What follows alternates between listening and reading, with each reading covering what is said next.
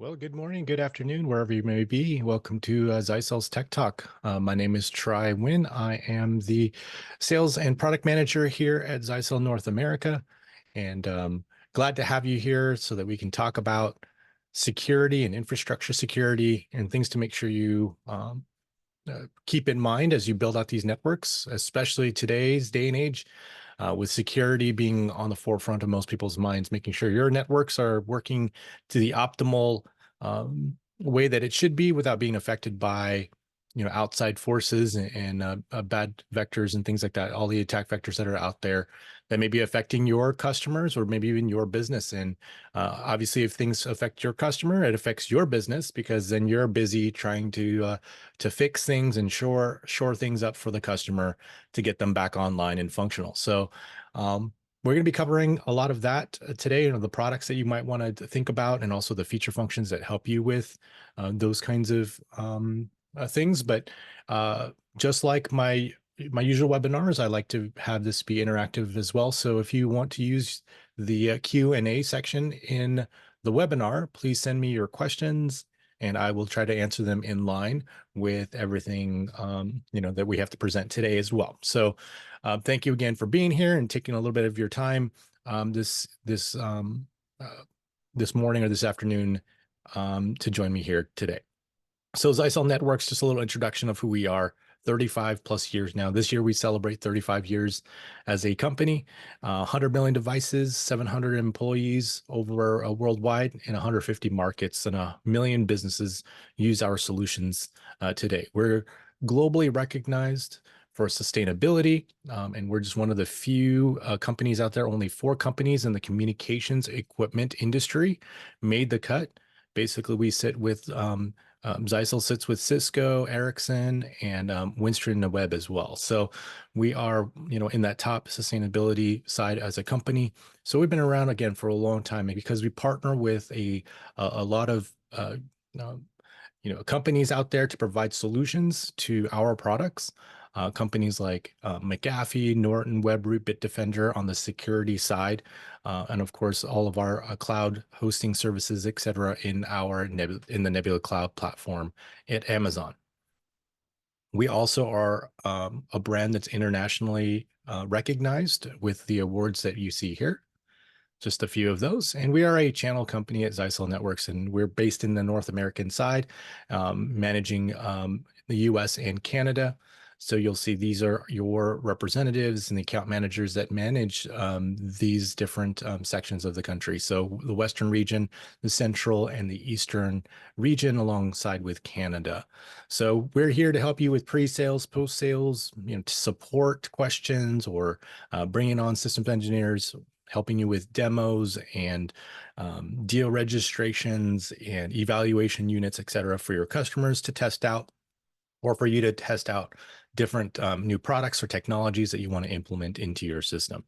So that's kind of a quick intro of who we are as Zyxel. So on the topic of security and making sure your infrastructure does stay up to date and stay functional while you're on vacation. I know summer is here and many of us go on vacations, but we always have a foot, maybe by a raise of hands, even though you go on vacation, do you really go on vacation?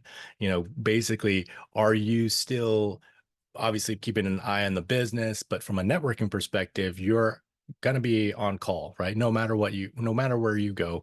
And you want to make sure that the network is functional and is available so that your customers don't have any issues, so that they don't call you while you're on vacation, right? And so that's the same kind of philosophy that some of our partners love and use with Zyxel products. I mean, one of our biggest partners, they call it the boring network, not the boring company like what Elon Musk is doing right now, but more so on it doesn't break, so it doesn't cause any calls, and so it doesn't cause any issues for the customer. So it's just kind of a boring service that's just there. It works. It always works. Not that it doesn't have functionality, but that it works very well. And in terms of what it needs to do and being able to depend on it as a service provider that they are to providing these kind of services to their customers. So being able to make sure that not only is it available, is it functional, but then how do you make sure that it's doing things securely as well? So keep that in the back of our minds as I kind of introduce you through our switching. So the infrastructure switch, I would say, a lot of times people neglect. Partners tend to maybe look at just kind of budget options, or maybe because their customers um, don't want to pay too much, or they don't understand kind of the reason why some of these higher end switches even exist. But I think you as partners, you kind of have to weigh the cost and benefits of these different types of switches. Of course, we offer an entire array of switches from unmanaged to fully layer 2, layer 3 managed switches.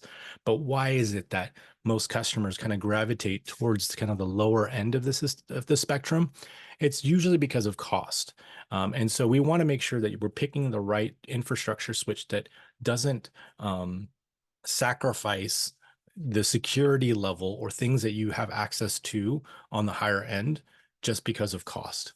Because there are certain things that may, cost you more in the long run if you don't have that kind of visibility, especially I would say networking side or the visibility of the network. So using a product that gives you information, gives you network management access, being able to control VLANs or segregating networks, being able to automate the VLANs based on devices that are plugged in. It helps you to provision the network, helps you from that initial install, but then also the ongoing maintenance of it as well. So being able to separate the network, making sure that's kind of the most basic fundamental part of that switch security space, is that you don't want to mix your guest networks to be mixed in with a network that is for your voice or for your video, or for other applications, or for the private network, or maybe there's a transactional network.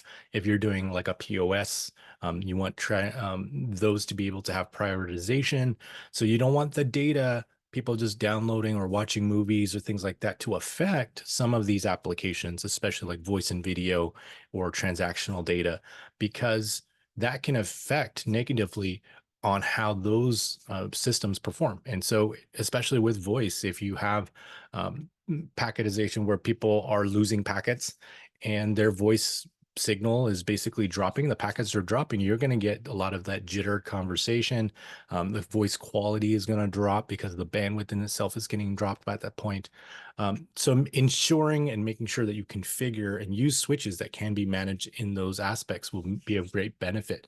We still sell a lot of unmanaged switches, and people who they just want a couple of extra ports or a few extra ports, but we always try to push them that you're better off at least getting some sort of visibility management, because in the long run, you won't have to do that initial truck roll when trouble or something happens on that network.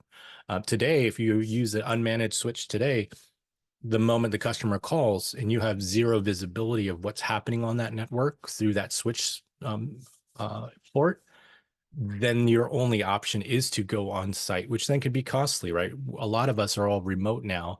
And so having to then get into a car, gas, or whatever, and get over to there. And it's usually non-billable as well, because you're trying to fix a service that customer is paying for. And so you trying to troubleshoot that from remote is impossible with a unmanaged switch, or even if you did have a managed switch and you didn't have the right policies to give you access to it, then that also is kind of a moot point there as well. But being able to have that visibility, being able to auto detect and recover PoE devices from the switch side can also alleviate those needs to send out a truck roll. It can detect whether there's maybe traffic that's no longer there, or the device no longer looks like it's there that should be, and can perform basically a PoE power reboot for you to try to get those devices like cameras and such back online. Or you can do that manually as your first troubleshooting step. You see that, hey, you have visibility at an access point, or a phone is not working correctly. Rather than having to ask somebody at the office to go and unplug things and plug them back in, which obviously could be a security issue or physical security issue because now they have access to those kinds of devices. Uh, Being able to control that remotely and do it yourself on a interface in the cloud or on the web side, on the WAN side, really is a great benefit to that troubleshooting step. Of course, that's the number one first thing you do, right, is to reboot something. But again, you don't want somebody to reboot the entire switch because then it could potentially take down other devices or cameras that, again, loses your security footprint that you're not trying to, you don't, that those devices were just fine, but now you have to take down the whole system just for, to getting a single device back online. Things like CCTV switches or IPTV broadcast report, it gives you information on how the network is functioning from a security level, from a performance level, power consumption, things like that. And then being able to use things like machine learning in the cloud. So this is all descriptions of things that happen in our Nebula cloud platform when you use our switches. It has that entire platform. If you want to learn more about our Nebula cloud, if you haven't heard about Nebula, all these years that's been here, well, we would love to educate you and have you learn about it. We do a webinar every month on Nebula to kind of tell you about the updates of it, but also to introduce partners to Nebula if you want to learn more about that. So look for those, or there's recordings on our Nebula specific as well. We do also have, if you are a partner with us, we do have in our education site about both security and Nebula and like switch engineering, functions, etc., as certifications, as an education, self-help education. If you want to take any of those courses, please reach out to your sales reps. We do have voucher coupons basically that get you through the paywall to get access to those trainings. So go and get certified as a network sales or a network engineer. All right, so that's just kind of some of that. You're able to visualize the network as well. I think that's the number one thing with security is to understand where potential security issues are arising, what ports may be causing issues. Maybe somebody is downloading something, or maybe they're infected to the fact that they're downloading everything. Or it's using a lot of sessions that are coming from a specific port. You have visibility of that within our cloud platform, from automatic topology, being able to have visualization of each port, be able to drill in to each port and see it's coming from a certain access point, drilling into the access point and seeing what clients are connected to that access point, and then seeing what each client is doing within that space as well. So it helps you to determine who is the potential threat there that is needing to be dealt with in order to improve your network. Or like I said, there may be a security issue or a vulnerability that's happened on that client device. We see that a lot where all of a sudden there's a long-term spike of just data transmit and receive as these devices have been taken over and are just like kind of like zombie hosts, unbeknownst to the client user. They just realize that their laptop has been slowing down and it's just has been sluggish even after they rebooted and everything like that, because in the back end there's some services that are probably running that's facilitating some sort of malware or some sort of ransomware type functionalities in there. So it gives you that real-time information, and that's very powerful today. Like I said, with my other example, with an unmanaged switch, you have zero visibility. You can only go out there, and maybe once you get there, it's probably inevitable. When I do a lot of tech support before, once you get to that spot, it looks like everything is working just fine. How many of you have had that, right? Where you finally get to the client site and they've been complaining all day. You hook up your laptop, you connect to their network, and everything looks normal, but you have no logs, you have no visibility of what was happening during that time that they were having issues. So getting ability to have that visibility is going to be great for troubleshooting and security standpoint, and being able to drill in and take active measures to handle those kinds of situations when they do arise. Other tools like diagnostic tools, remote cable testing, fiber testing, again, helps with the functionality of it if you need to troubleshoot that. And of course, even while on vacation, you could use these tools anywhere you have an internet connection, whether it be your mobile device or your laptop, anything that has a browser, you can access these tools and get this kind of drill in visibility. It gives you network resilience and security as well in these switches, things like cloud backup, restoring of switch configurations if need to, or in a break fix scenario, if you have maybe a customer who is in a that you have maybe a short SLA, or you have an SLA that's maybe 2 hour fix or 4 hour fix, whatever it may be, you can have an on-site a spare that could easily be swapped out by anyone who just knows to take this switch out and put the exact same ports in, and be able to restore to this new switch the configurations and get you up and running really quickly. So you can restore, back up those in the cloud. You also have port security functions like 802.1x authentication and user-friendly ACLs. We also have what we call dynamic pre-shared keys, or personal pre-shared keys that you can give to your users to get access. So again, to control the pre-shared key, sharing of those on a specific network, right? I think that's the current, or that's always been the case where, and even your phones nowadays can share the password, even if you don't know what it is. You can share to another contact device if they're like your friend or whatever it is. You can share that SSID, a passphrase, to them without knowing what it is. So in those kinds of scenarios, from a security standpoint, it becomes insecure when everyone is sharing the same exact pre-shared key to log on to your network, especially if it's a private network or a business office network. You want to add a layer of 802.1x authentication, or using a dynamic pre-shared key that they have a custom key that they use to authenticate based on their either username and password, etc. So that's less likely for people to share, to get to the internet connection, because then that's giving them their passwords and such to their devices. Who knows? So that again adds to a layer of security, and being able to put out ACLs to prevent certain types of users or devices to get on as well will help as well. But even with the Nebula platform, again, you have visibility to see from a MAC address level and an IP level if you wanted to see which devices are connected and which to APs. Maybe you're seeing some sort of threat that's happening outside.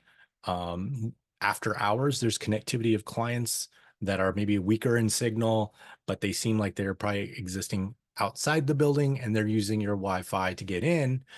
There are security measures that you can use within the switch as well to maybe set a scheduled PoE time so that all the AP ports are turned off during during the nighttime, so outside of office hours, and then turn them back on automatically on that schedule in the morning. Again, to mitigate, that access that's just being blasted around your building, or maybe there's other, on office spaces, or you are in a multi-tenant kind of building office.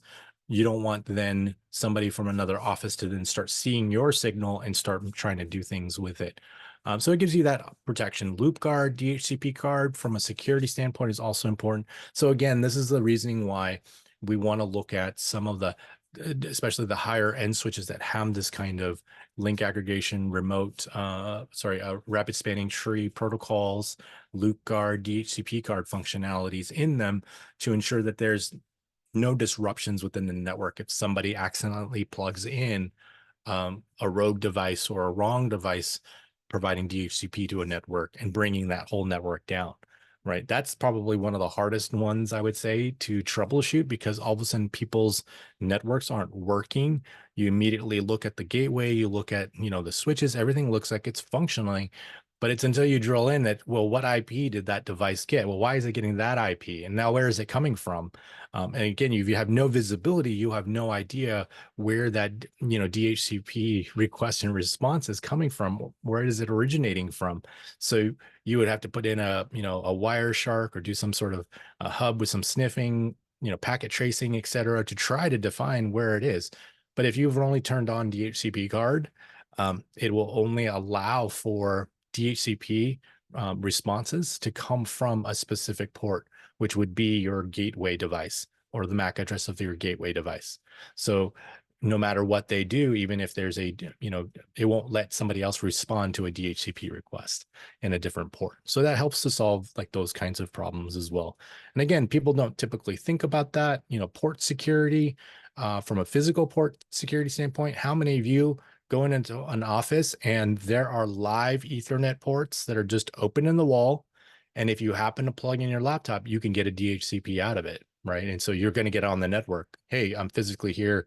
But what happens if somebody comes in and plugs in an access point and starts broadcasting with an open SSID that you have no idea is happening? So from a security standpoint, that's a huge security hole. Somebody can just go into an unsecured Wi-Fi network and get access to your internal physical network.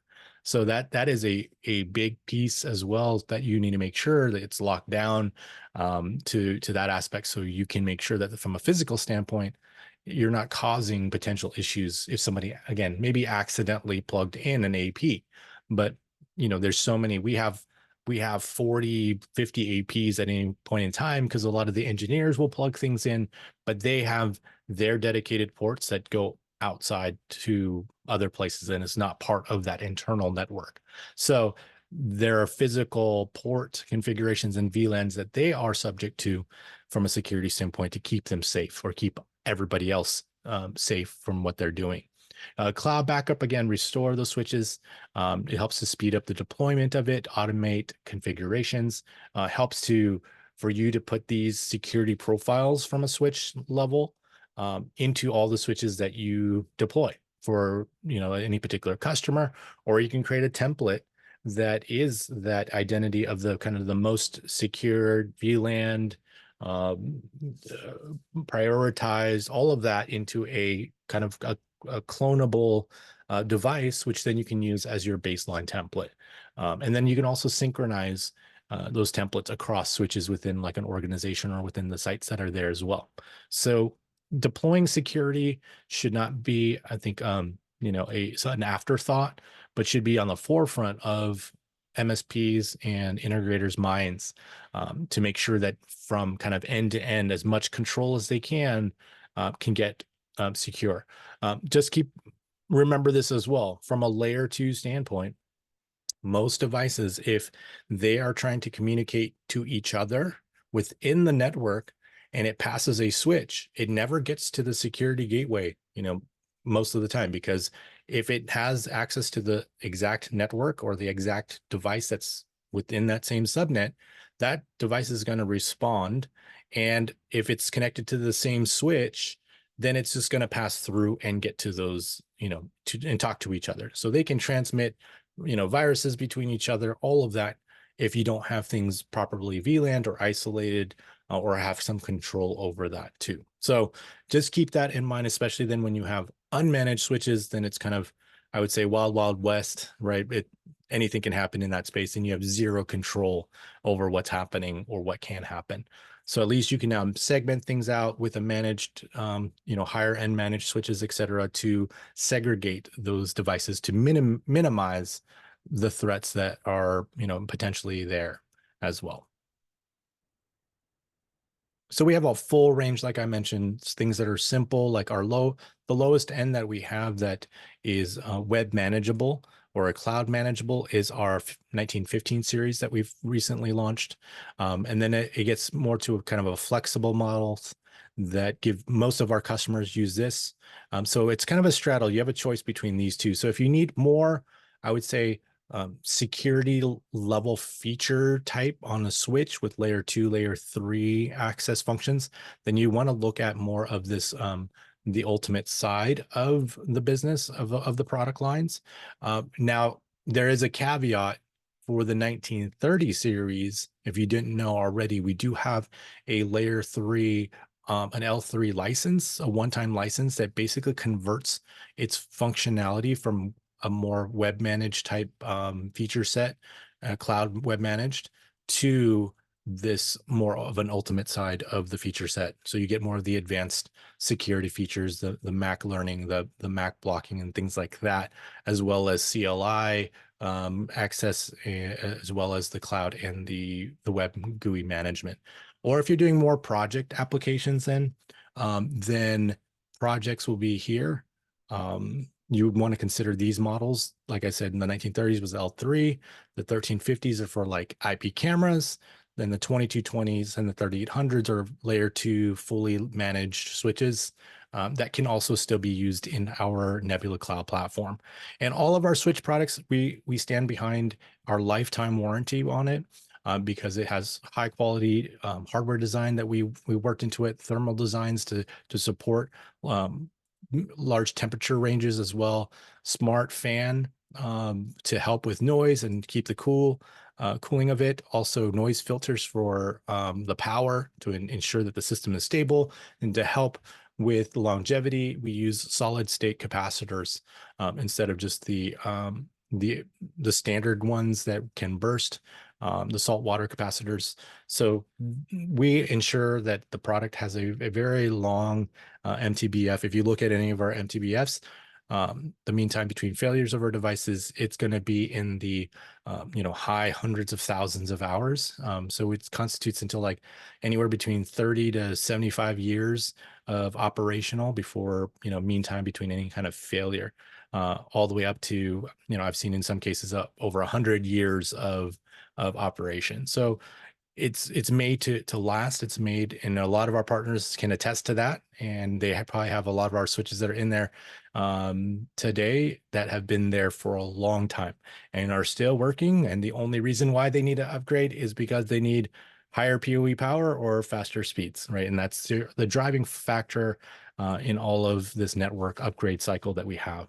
More applications, Wi-Fi 7, pan tilt zoom cameras, and a lot of those applications need better performance and better PoE. So connecting a business is simple. You have APs, you have your switches, and you have security gateways. So making sure that those devices are available, connecting larger offices with a different array of switches depending on what you're needing, with and without PoE, depends on your application of what you're trying to power up. Connecting an office, maybe you're doing 10 gig, larger offices with a 10 gig or a multi-tenant dwelling unit, where you have different floors that are connected via fiber. So you can have a fiber aggregate type switches. But again, making sure you're putting in there bandwidth control, VLANs, IGMP handling, broadcast information, or be able to limit broadcast storms, things like that. So making sure your network is functioning, in peak performance level. And then the obvious piece of the whole network is network security. And the same thing goes with network security as switches. And again, maybe switches wasn't in the forefront of most people's minds that, how do I use a switch for security? But that is part of that layer and segment of the network, that can help to control from a layer 2 level accesses of networks, in that access to different networks within that network. But security allows a kind of a different layer. It can go from that lower level layer all the way up to layer 7 security and give you information on applications that are being used, what software, websites people are going to, bandwidth utilization, on those applications, potential viruses or ransomware or malware that is potentially there as well.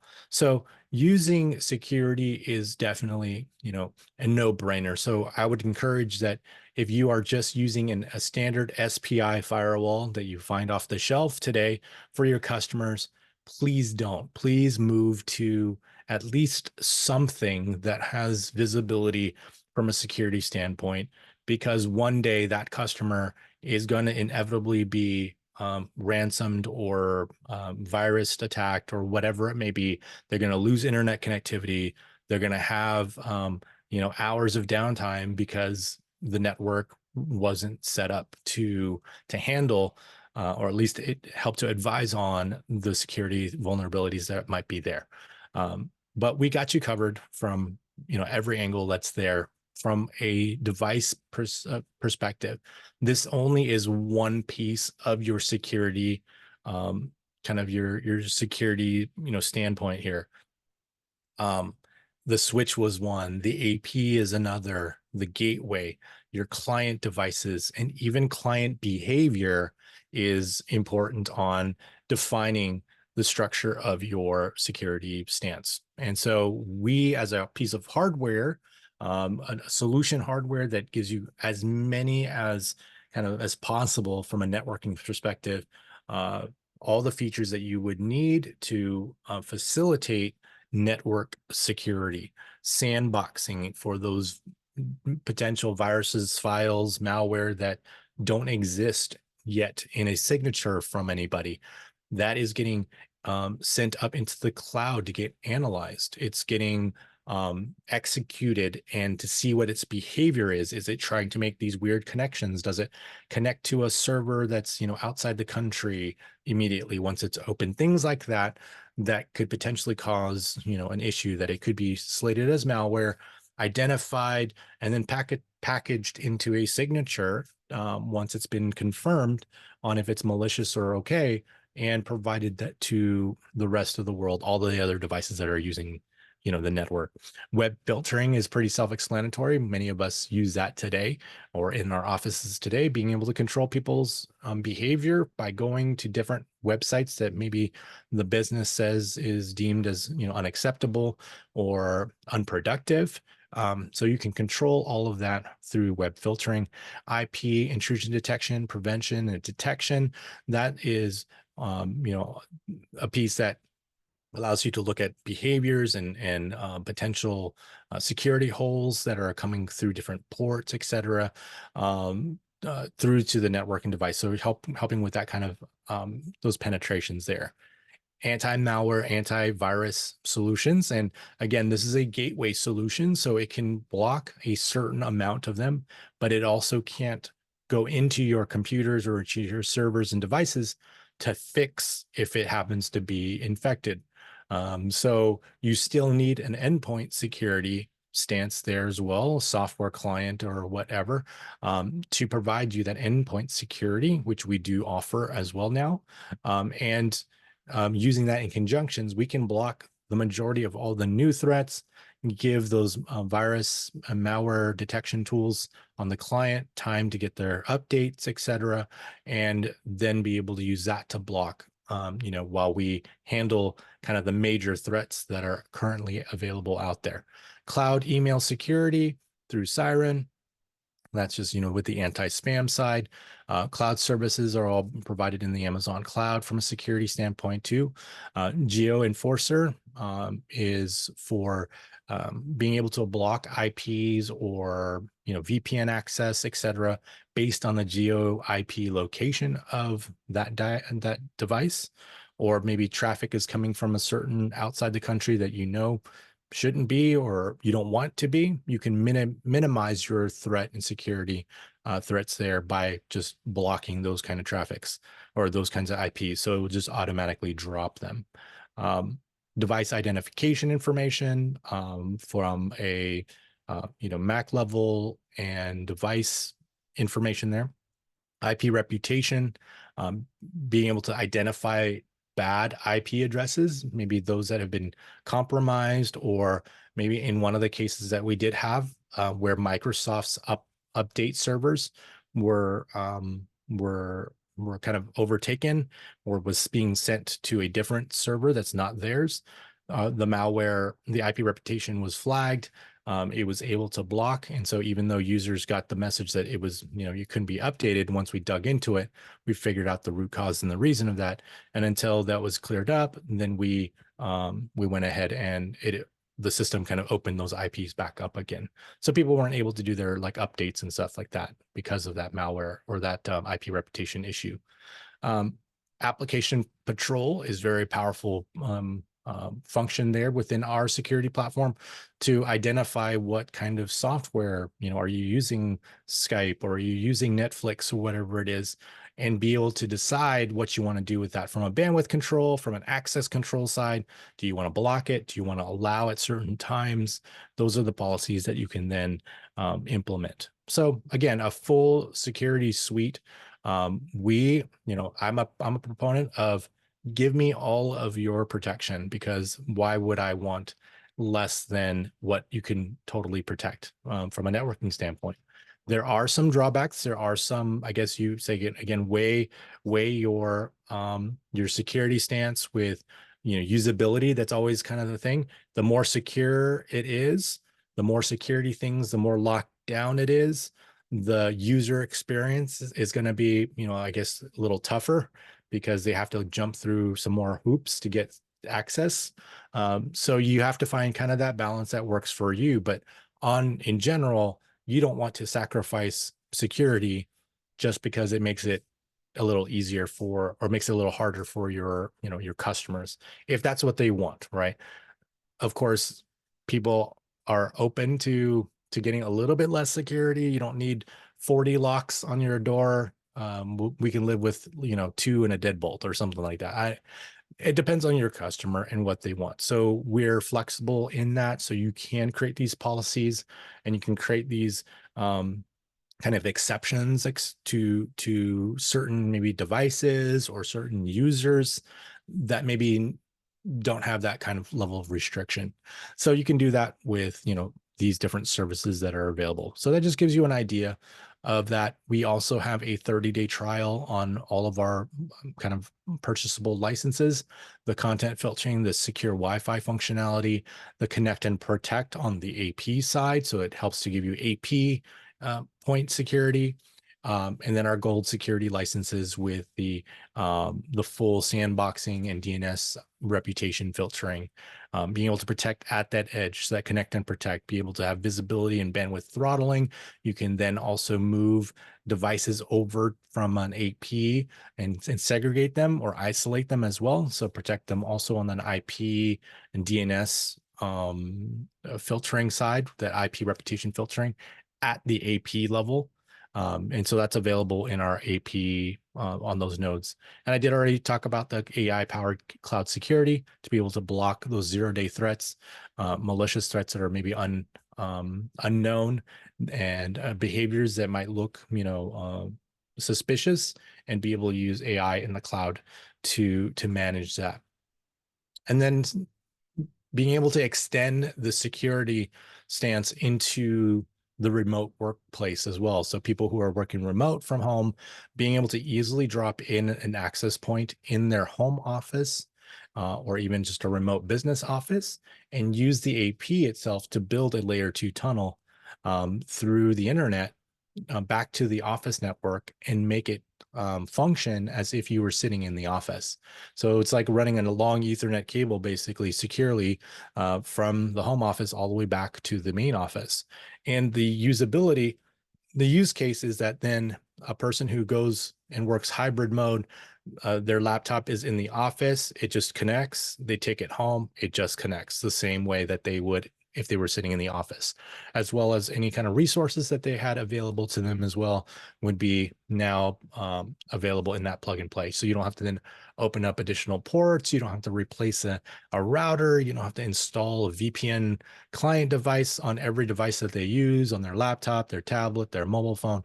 It just, as long as you're allowed the same way you're allowed in the office connected to that Wi-Fi, you can have that same profile and security profile and access profile at this remote place, and makes it really easy and seamless for you to deploy. So when you do buy our bundled licenses that come like 1 year gold, or if you buy our bundled hardware that comes with 1 year, this functionality of secure Wi-Fi is included in that package. So please, take a look at that, take advantage of that if you can. And then also from a reporting standpoint, the information that you get through something like SecuReporter can help you to monitor, identify these kinds of threats, create customized reports to your customer.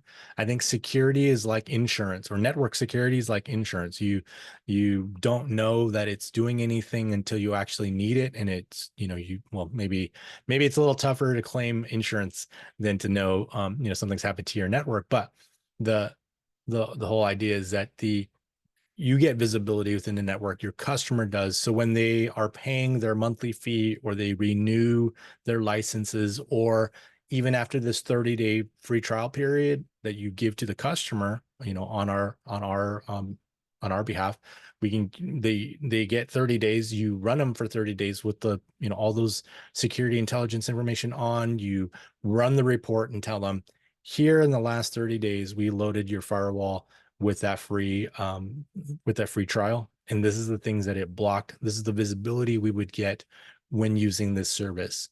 We advise for you to renew and to onboard for the next year or 2 years or 3 years, whatever it is. And because of this information that you're going to get and the protection that you get from that. So it gives them something tangible, gives them something that they can actually see on a monthly basis. If you wanted to give that report, a lot of our partners will run this report or automate the report to email the customer alongside with their monthly bill. So it's up to you on how you want to productize that on it. So you can also create those custom reports with your logo and things like that to make it more streamlined looking. And it's always constantly evolving with network security, always new threats. So we're working with our partners in the security space to making sure that all of those things are up to date without you having to do anything. And it's flexible to automate the security updates on the signatures. And like I said, in the cloud space where things are being sandboxed, it's going to be automatically protected if somewhere on the other side of the world a piece of malware was released and somebody, detected it, put it into the sandbox, saw that it was malicious. Now that signature is going to get propagated to all of the devices that are currently using that platform. So it helps to mitigate outbreaks and those kinds of threats that are constantly evolving. They're always trying to find ways to get in. And so we're here to try to help and protect that, to protect your devices from getting compromised. And so we're working together with you and with devices and with your clients and with our hardware to provide this collaborative, defense response service that's part of, the security platform, to be able to protect those clients from malicious clients. So the clients that are malicious and detected as malicious, like I said, would be isolated out or blocked in those cases so that they can be dealt with or maybe mitigated and maybe resolved, through a different means, or maybe contacted in order to help them get out of their issues there. Synchronized provisioning and synchronization, same thing with our switches. You can back up and restore. You can then set up security profiles, security rules, etc., that you can propagate or to clone within the whole site as well. You can synchronize the policy if you need to change something. Maybe one of your customers has 15 branch offices. In each one of the branch offices, they want to have a standard security profile. Then you can synchronize all of that across without having to go into each one of those devices or the organizations to make changes to match. So that really helps with that. And we could simplify those workplaces, adding security, things like secure Wi-Fi, two-factor authentication, IPsec VPN authentication with two-factor as well, using Orchestrator for VPN connectivity to manage that if you wanted to, but then also auto configurations of devices through the native VPN for iOS and for Windows, just using the kind of layer 2 L2TP functions, or maybe some of that. But we do advise people, we tell people we want you to use IPsec VPN to do that, because it's the most secure and most efficient to do it. And from a speed level, it's going to function a lot faster than an SSL VPN tunnel or an IPsec, an L2TP VPN tunnel. And from a security standpoint, we are letting you know that we take security very uh, uh, it's very important to us, very seriously, that we are part of the CNA, the CVE Numbering Authority. And so we have authorization that when a third party or ourselves, we find any kind of vulnerabilities or it's being reported to us from a, like a bounty hunter type or anybody else who does security testing and finds any kind of vulnerabilities, we have the ability to create those advisories that you always see, the CVE numbers that come out for any networking vendor that's out there from a security standpoint.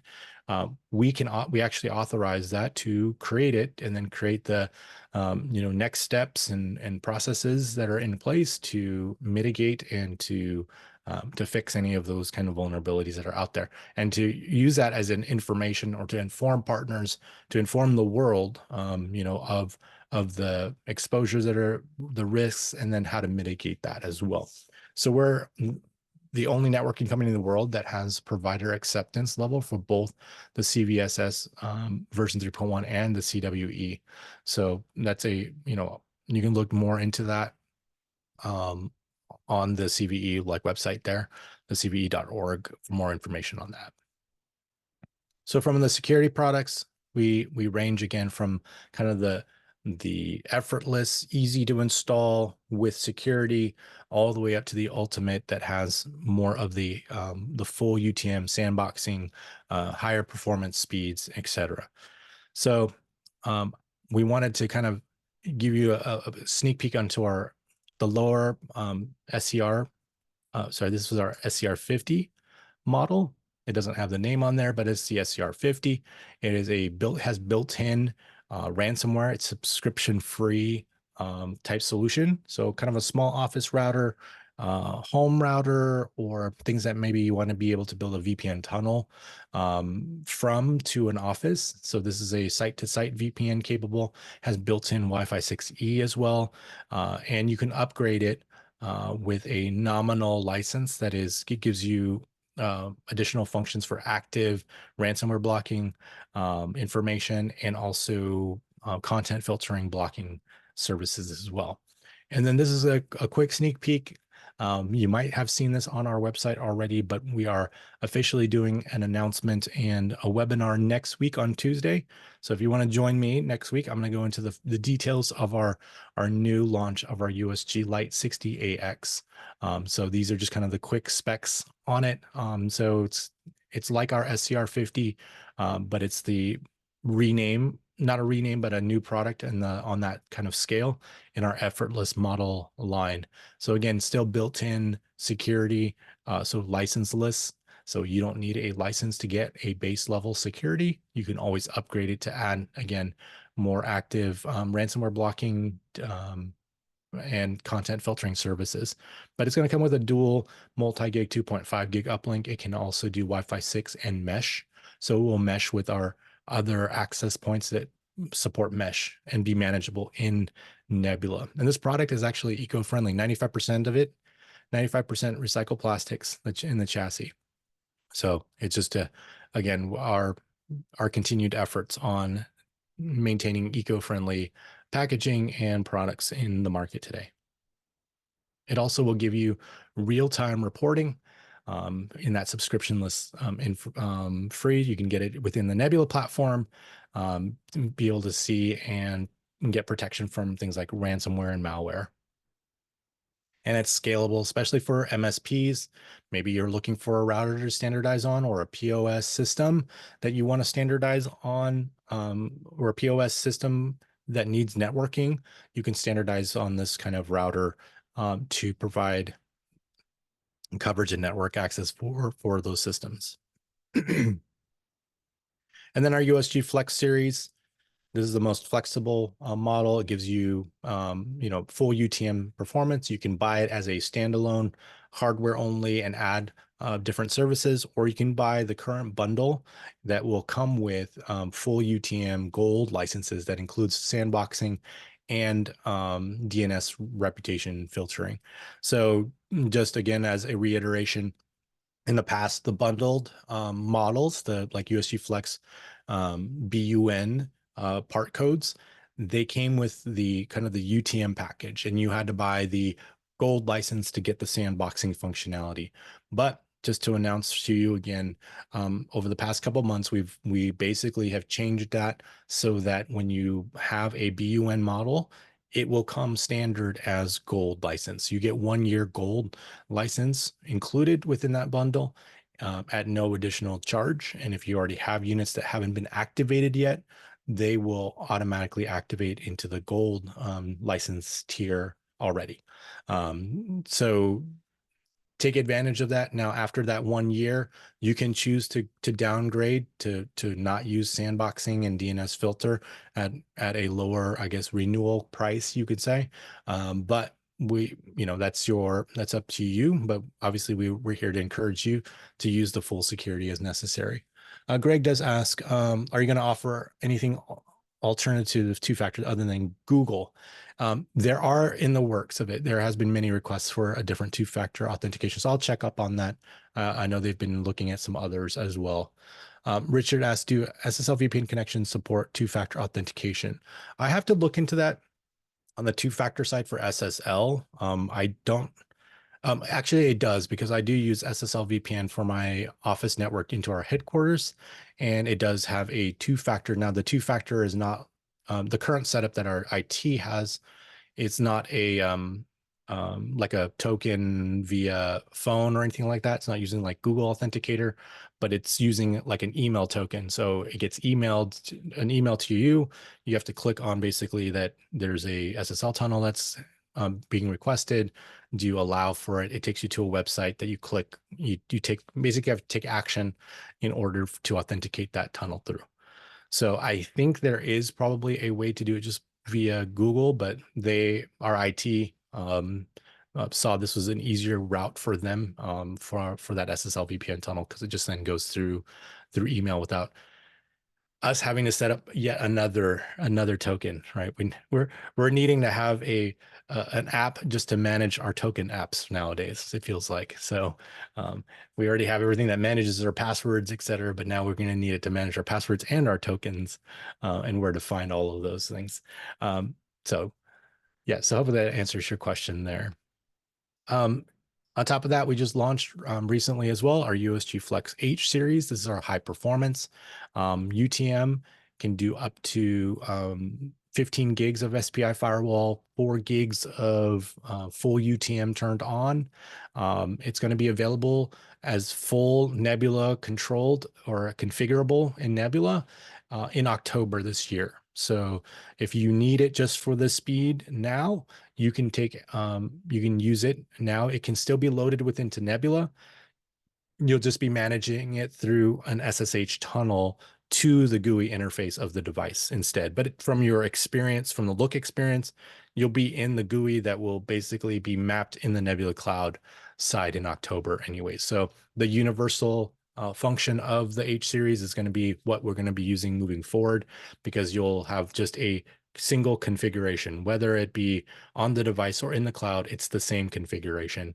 So that way it's universal, depends on however you want to manage it. You want to manage it directly on the box, or you want to manage it in the Nebula Cloud. That's up to you, and it still will be the same.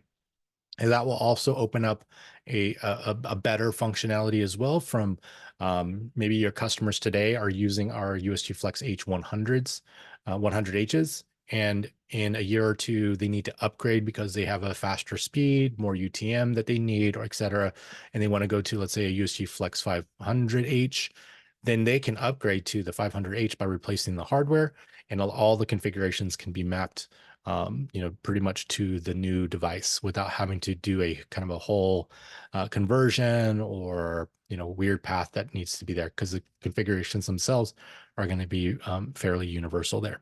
But it does open up the ability for you to get 2.5 gig and 10 gig ports on the device, and with PoE ports as well. So definitely, if you haven't tested it out, you might want to test it to see if it can work for you. But know as well, there are some limitation features because it's a brand new OS, so we're building it up to be the same as what the USG Flexes are right now.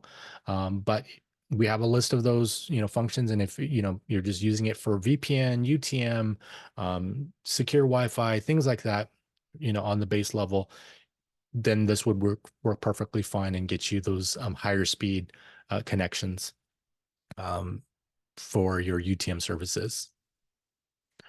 Let's see, Richard says, when you say full, do you mean all device configurations functions are available in Nebula? Correct. So full will be like whatever is configurable on the device, the features that are available on the H series at that time will be configurable in Nebula. So it won't be, I would say, the full set of everything you think it should have or everything the USG Flex currently has. The H series will have its set of features, and all of whatever it's currently available is going to be there. Now they're going to also, on October the 24th, the October this year, they're going to be releasing a lot of other functions that are available as well in that time frame. So not only is it going to get Nebula configuration, but then additional features that it's currently missing will be added at that time as well. And then another phase, probably I would say it'd probably get to the 95 percentile of features of the USG Flex next April. So getting close, as close as possible to that feature set. There are certain things that won't be available in the H series moving forward. But those things are usually the minor functions that we don't have a lot of customers supporting on. Yeah, Richard said this has been my primary obstacle to implementing Nebula for the entire product line. Currently, only use for WAPs. Okay, so I mean that's if you're looking again, if you don't need the speed of the H series, then the USG Flex models are fully Nebula manageable today. So that is still an option, and that's what our partners use today. And even if you're using just our APs, please also consider our switches as well to power that, or maybe you do mean that you already use the switches as well. So connecting teleworkers, applications there for small offices, the SCR and the USG Lite 60 there for MSPs, again, delivering it to multiple sites and be able to manage them easily within the cloud and be able to manage the functionalities there and ransomware functionalities and subscriptions in the Nebula platform. Or for larger offices, and of course, you're looking at the larger end switches and gateways like the 500Hs, etc. Or if you're doing VPN between different offices, right, you can have a whole array of different products and models to choose from to do that. And then we are again, a channel company, so channel friendly company. So we have our partner tiers here, bronze, silver, gold. We want you to be in the gold, and we are going to be running a promo. If some of you are maybe sitting in the bronze side of things, keep watch of your email. We are going to be running a kind of a special promo to help you to promote to silver pricing and the silver discounts. So please keep that in mind. But we work through D&H, Ingram, TD Synnex, Wave, Target Distribution, Pace, and also we just launched Blue Star in Canada. So I'm going to be adding that logo in here as well. If you want to connect with us on LinkedIn, Zyxel-US-channel, or you can look for me, Zyxel Try, on LinkedIn if you want to connect with me direct. And then a lot of our videos are on our Zyxel America channel on YouTube. So since we only have a couple minutes, if you do have any questions that you didn't ask already in the Q&A section, you can now. If not, you can drop on off. I can say thank you very much for joining us. Thank you for being part of the Zyxel family and being a partner or looking to become a partner. Reach out to us, reach out to your sales accounts managers. If you have any questions, anything that came up in here that might be of interest to you, we just want the opportunity to be able to work with you and discuss what your customers need and making sure that you're picking and choosing the right products to meet the application they do. And then from a security standpoint, making sure that the products you're choosing as well provide the appropriate level of security that meets their budgets, etc. And make your network function as well as possible so that you don't have to worry about it. So since there are no questions right now, thank you again for joining. I look forward to seeing you at an event or seeing you at another webinar. Have a great rest of your day, and remember to think of Zyxel and Zyxel Networks. Thank you for joining us.